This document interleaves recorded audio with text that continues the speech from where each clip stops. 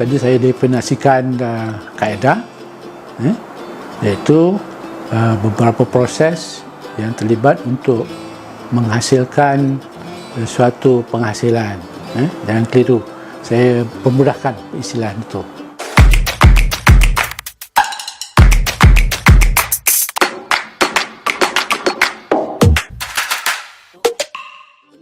Assalamualaikum dan salam sejahtera.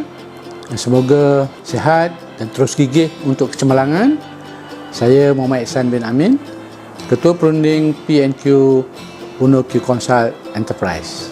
Bertemu lagi dalam siri video KIK. Pada kali ini saya akan berkongsi mengenai kaedah penghasilan projek KIK, iaitu bagaimana kita nak menghasilkan suatu projek KIK itu. Jadi tujuan perkongsian pada kali ini adalah untuk saya menjelaskan secara ringkas maksud kaedah, untuk memudahkan kefahaman kita, supaya saudara-saudari tidak keliru kaedah, teknik ke metod ataupun dan sebagainya.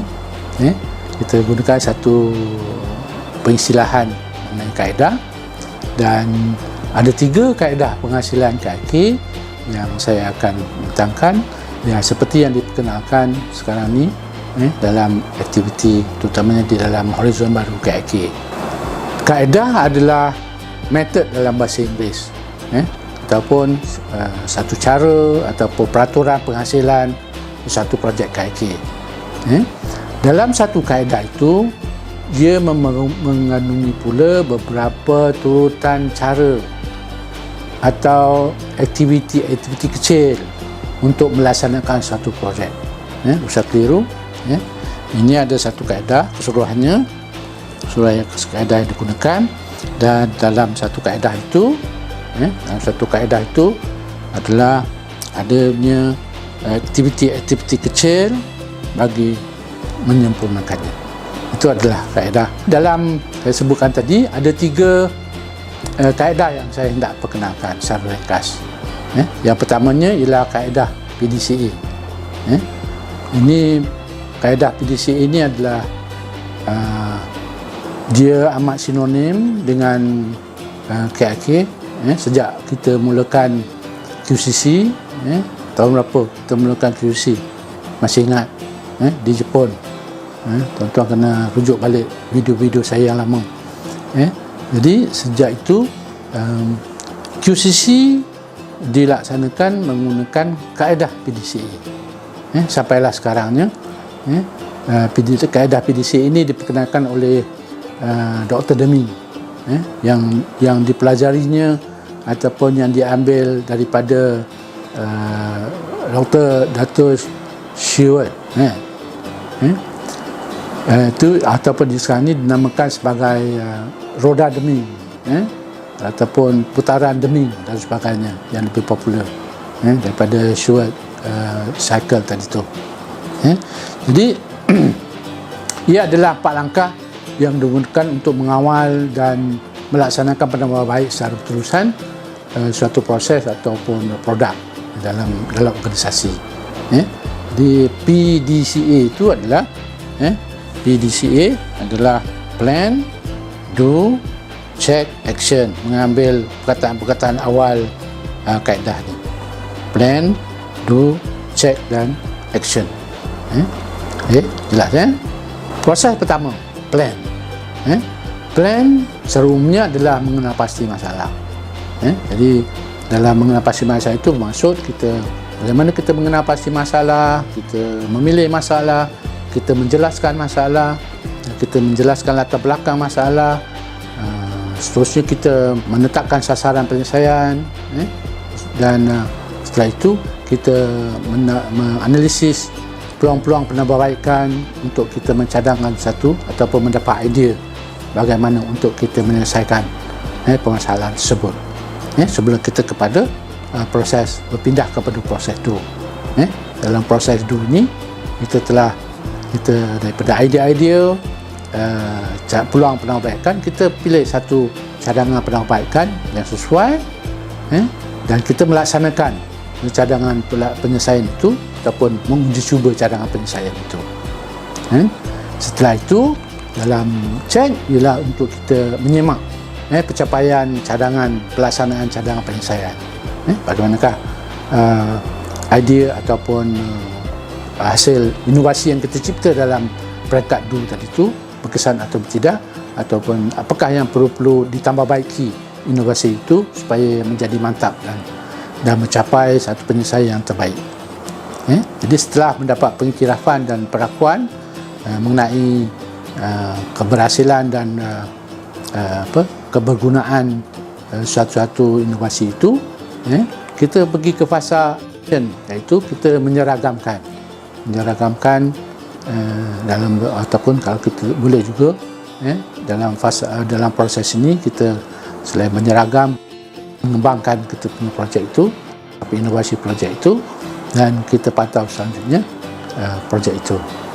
Untuk ini kami di UnoQ Consult menawarkan modul lengkap untuk penghasilan projek ini menggunakan PDCA secara bersemuka atau atas talian. Tuan-tuan ataupun saudari boleh menghubungi kami secara berkumpulan ataupun secara individu. Kita teruskan kepada kaedah kedua, iaitu design thinking.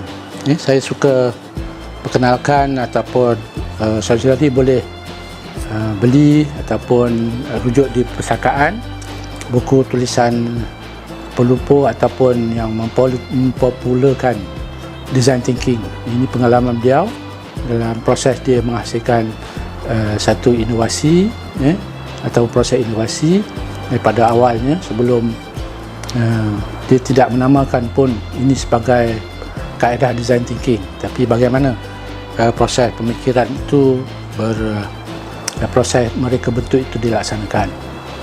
Jadi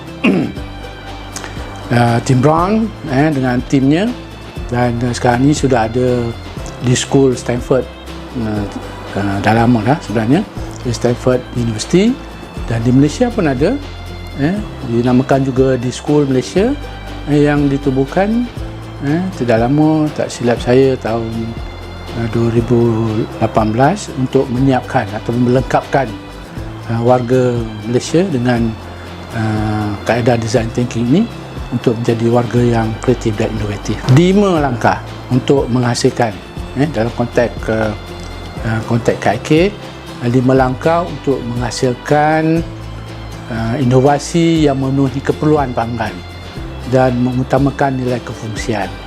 Dia diperjelaskan lagi dalam konteks PDCA tadi, menghasilkan ataupun menyelesaikan dan menambah baiki proses. Tapi kali ini menjurus terus pada penghasilan inovasi yang memenuhi keperluan pelanggan, kehendak pelanggan. Dan selain daripada itu, dia mengutamakan nilai kefungsian. Maksudnya kita hasilkan apa yang pelanggan hendak, bukan kita menawarkan kepada pelanggan inovasi kita, tapi cetusan idea itu lahir daripada keperluan pelanggan supaya pelanggan boleh terus menggunakan inovasi itu. Ada short sikit, ada kita shortcut sikit. Proses design thinking yang pertama dimulakan dengan empathize, iaitu memahami keperluan pelanggan. Kita bertemu kepada persona kita, iaitu pelanggan kita. Kita dalam peristilahan design thinking kita panggil dia sebagai persona, orang pengguna yang pengguna tegar pada produk kita yang hendak kita baiki itu. Kita mengenal keperluan dan kehendak dia. Seterusnya kita define daripada keperluan-keperluan yang kita dapati itu, apakah pengharapan daripada keresahan dan daripada kegirangan pelanggan itu, kita terumuskan pada suatu cabaran penerbaikan kepada satu projek. Apakah projek sebenar yang kita nak laksanakan? Dan selepas kita define, bagaimana kita nak melaksanakan penambahbaikan itu. Jadi di sini kita menyumbang saran bersama persona dan pihak-pihak yang berkaitan ataupun pihak-pihak yang terlibat yang kita namakan itu, untuk kita menjana idea penambahbaikan. Dia lain sedikit kan. Di peringkat idea, design thinking, kita melibatkan terus persona kita untuk menjana idea penambahbaikan itu. Seterusnya kita rumuskan menjadi satu bentuk penambahbaikan, dan kita hasilkan terus prototype penambahbaikan itu. Kita hasilkan dan kita hubungi lagi, kita membuat interaksi prototype yang kita namakan sebagai sesi interaksi prototype bersama persona kita dengan pengurusan dan pihak-pihak yang berkaitan, ialah untuk kita mendapat maklum balas dan kita menambahbaiki prototype itu. Di sini proses mempelajari dan menerima cadangan itu daripada pelanggan itu amat kritikal. Kita tidak ada suara kita tangguhkan dulu, tetapi kita banyak mendapatkan maklum balas, komen ataupun ulasan pelanggan untuk kita menambah baik sehinggalah menjadi prototype yang lengkap dan sedia untuk digunakan. Dan seterusnya, setelah mungkin beberapa uji kaji ataupun uji lari, dan kita sedia untuk test, maksudnya bagaimana untuk kita menghasilkan hasil projek itu ataupun kita laksanakan projek itu. Kami juga di Unikio Onsite Enterprise menawarkan modul lengkap mengenai penghasilan projek menggunakan kaedah design thinking ini, secara semuka ataupun atas talian. Saudari boleh menghubungi saya secara individu ataupun secara berkumpulan untuk kita berkongsi bagaimana nak menggunakan design thinking ini dalam penghasilan projek. Okey. Seterusnya, Blue Ocean Strategy. Ni besar bunyi dia. Blue Ocean Strategy ataupun strategi Laut Biru, ataupun sekarang ni ada juga yang menggelarnya sebagai strategi Samudra Biru. Itu dilakukan oleh Profesor oleh Profesor Chang Kim dan pembantunya Rene Moberg daripada Instead ataupun daripada Harvard University. Sekarang ni ada pusat Blue Ocean Strategy di situ. Dan buku ni diterbitkan pada 2004. Sejak itu saya cuba memahami dan menghadiri beberapa pemikiran mengenainya dan berpeluang juga untuk berkongsi bagaimana untuk penghasilan suatu projek KLK menggunakan kaedah Blue Ocean Strategy. Blue Ocean Strategy adalah sebenarnya langkah-langkah strategik mengenai pemasaran suatu produk itu. Tapi dalam konteks KLK, ini adalah beberapa proses ataupun strategik untuk mencipta inovasi nilai. Matlamat Blue Ocean Strategy atau pembuas itu adalah untuk mencipta inovasi nilai. Tapi kita boleh gunakannya dalam mencipta inovasi nilai untuk bebas daripada persaingan dan mencipta permintaan baru, ataupun mencipta satu inovasi yang unggul, yang memang the best in class, yang tidak pernah orang buat, ataupun kita dah menjuarai ataupun terkehadapan dalam penggunaan satu-satu teknologi ataupun satu-satu kaedah penyampaian perkhidmatan itu. Jadi gagasan Blue Ocean Strategy ini ataupun strategi berenang dari Laut Merah ke Laut Biru ini terlalu besar, dan dia telah dilaksanakan dan di seluruh dunia, termasuk di Malaysia. Saudari pernah faham, mungkin saudari pernah pergi pada RTC ataupun UTC. Itu adalah hasil NBOS ataupun National Blue Ocean Strategy, yang kita gunakan berasaskan kepada Blue Ocean Strategy. Selepas 30 tahun Blue Ocean Strategy itu dilaksanakan, dan didapati mengikut penjelasan Profesor Chang Kim, dikatakan ada satu nilai yang agak kurang dalam Blue Ocean Strategy, iaitu aspek-aspek manusianya. Jadi untuk mempermudahkan renangan kita ke Laut Biru ataupun Samudra Biru, dia cipta Blue Ocean Shift. Ini buku dia, masih baru, pada 2017. Blue Ocean Shift adalah untuk memudahkan kita ataupun untuk kita melangkah dengan ataupun melaksanakan proses penciptaan inovasi dengan lebih yakin lagi, ataupun mencipta inovasi unggul dengan penuh yakin. Kaedah Blue Ocean Shift ni, Profesor Chan Kim menjelaskan bahawa ianya hendaklah dilaksanakan, dipandu sendiri oleh warga inovasi itu ataupun oleh individu ataupun kumpulan ataupun organisasi yang terlibat dalam itu. Dia tidak galakkan untuk kita menswastakan penciptaan itu dan kita terapkan dalam organisasi itu, tetapi itu di antara faktor-faktor kegagalan Blue Ocean Strategy di peringkat asal awal tadi.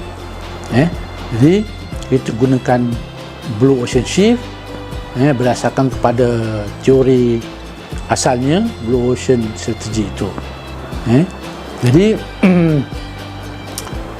ada 5 proses, iaitu memulai projek, iaitu ataupun get started, understanding where you are, jadi proses kedua ialah imagine where you could be, dan proses keempatnya figure out how to get there, mana kita nak pergi, dan seterusnya proses kelima adalah make your move. Itu adalah proses-proses kaedah dalam Blue Ocean Strategy. Kenapa saya bezakan antara Blue Ocean dan Blue Ocean Shift? Kalau Blue Ocean kita panggil dia BOS ataupun BOS, tetapi saya bezakan dengan BOS, ada asterisk di situ yang bermaksud Blue Ocean Shift, untuk mencipta inovasi yang unggul dengan penuh keyakinan, yang kita laksanakan sendiri, dan kita pandu ke arah mana kita nak pergi dalam penciptaan inovasi dalam organisasi. Ada 5, dan